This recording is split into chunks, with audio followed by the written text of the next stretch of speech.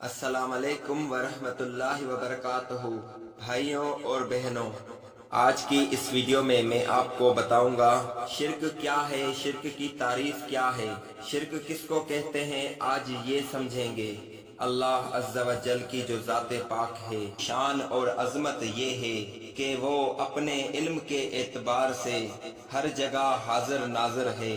اس کی ذات تو عرش پر مستوی ہے، لیکن اس کا علم زمین کی تہوں میں رہنے والا ننھا منھا کیڑا اور پہاڑ کی چوٹیوں پر اگنے والے چھوٹے پودے کو بھی گہرے ہوئے ہے۔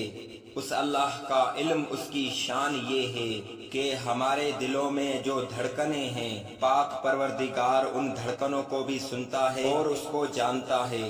ہم کیا سوچ رہے ہیں، ہمارے دلوں میں کیا ہے، ہر بات سے اللہ واقف ہے، چاہے وہ چیز دور ہو یا پھر نزدیک ہو، چھپی ہوئی ہو یا پھر ظاہر ہو، آسمان میں ہو یا پھر زمینوں میں ہو، پہاڑوں کی چوٹیوں پر ہو یا سمندر کی تہوں میں رہنے والی وہ چیز ہو۔ یہ اللہ عز و جل کی شان ہے کہ وہ اپنی تمام مخلوقات سے باخبر ہے اور اس کا علم رکھتا ہے۔ دوستو، یہ اللہ کی شان ہے۔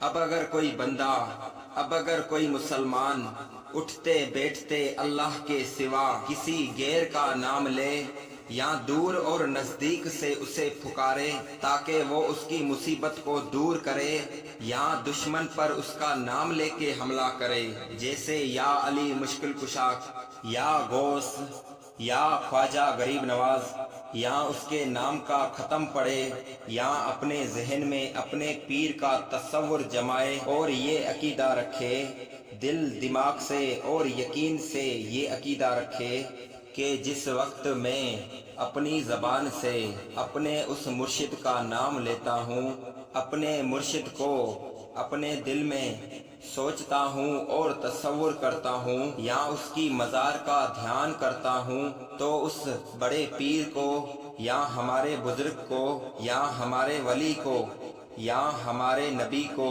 یا ہمارے غوث کو یا ہمارے کتب کو، اس کو خبر ہو جاتی ہے۔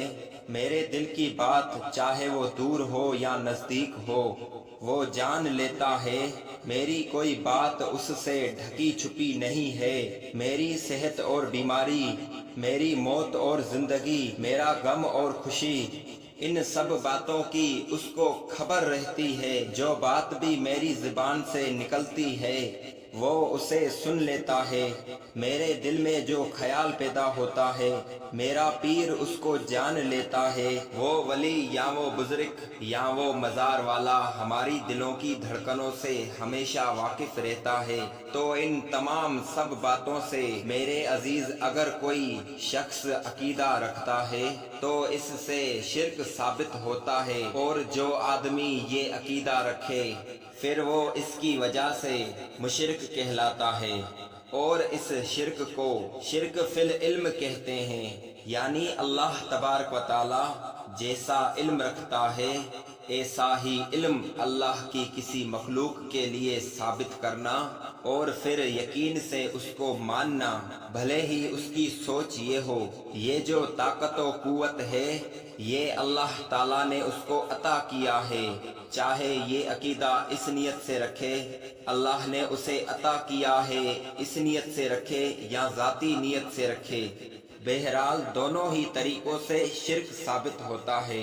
دوستو، یہی شرک ہے، یہی شرک کی تعریف ہے۔ امید کرتا ہوں شرک کیا ہے آپ کو سمجھ آ گیا ہوگا، اور ان شرکیہ باتوں سے آپ بچنے کی پوری کوشش کریں گے، کیونکہ شرک ایسا کبیرہ گناہ ہے جس کو اللہ معاف اور بخش نہیں کرے گا جب تک کہ کوئی دنیا میں ہی توبہ نہ کر لے یا مرتے وقت اللہ سے شرک کی معافی نہ مانگ لے۔ پھر ملیں گے اگلی ویڈیو میں، تب تک کے لیے اللہ حافظ۔